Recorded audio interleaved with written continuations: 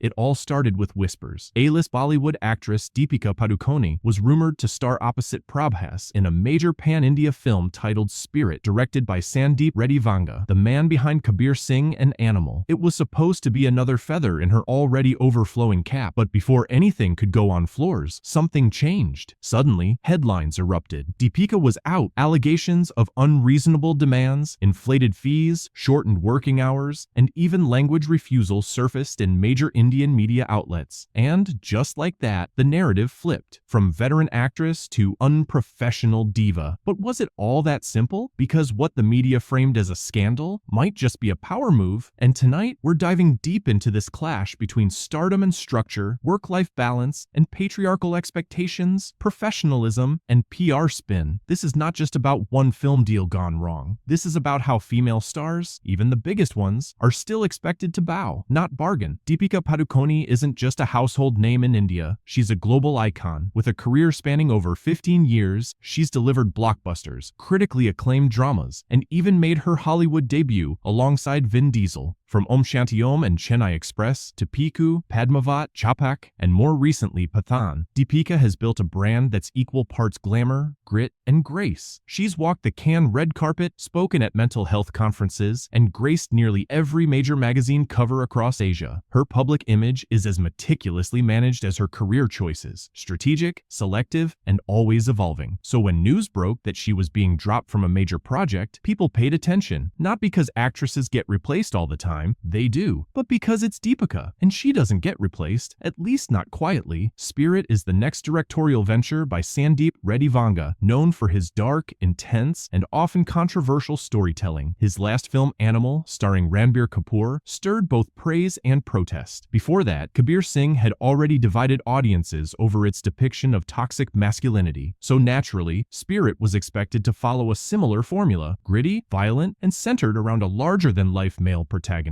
Prabhas, fresh off his Bahubali and Salar fame, was locked in early as the male lead, but the female lead? That spot became the center of controversy. Deepika's name was floated for months. Industry insiders hinted she'd been approached and even finalized. But then came a twist. News broke that she was no longer part of the project. And the reasons? Let's just say they weren't flattering. According to a report from Filmfare, one of India's most well-known entertainment outlets, Deepika allegedly made excessive demands before signing the film. These included working no more than 8 hours a day, which translates to roughly 6 hours of actual shoot time, a base fee of 20 to 30 crore rupees, roughly 2.5 to 3.5 million USD, a percentage of the film's profits, additional payment if the shoot extended beyond 100 days, refusal to speak long Telugu dialogues, and permission to have a 26-member staff on set. Sounds dramatic? Maybe. But in Hollywood terms, those demands aren't exactly shocking, especially for someone who just gave birth a few months ago. Deepika welcomed her daughter Dua earlier this year. Since then, she's taken a break from filming, something not often permitted in the cutthroat world of Indian cinema, where actresses past 30 are often quietly phased out or pressured to return quickly. Her first public appearance post-motherhood was at a Diljit Dosanjh concert, followed by a Marie Claire cover shoot for their Motherhood issue, where she spoke about balancing career and family. It's entirely possible that her spirit conditions weren't demands at all, but boundaries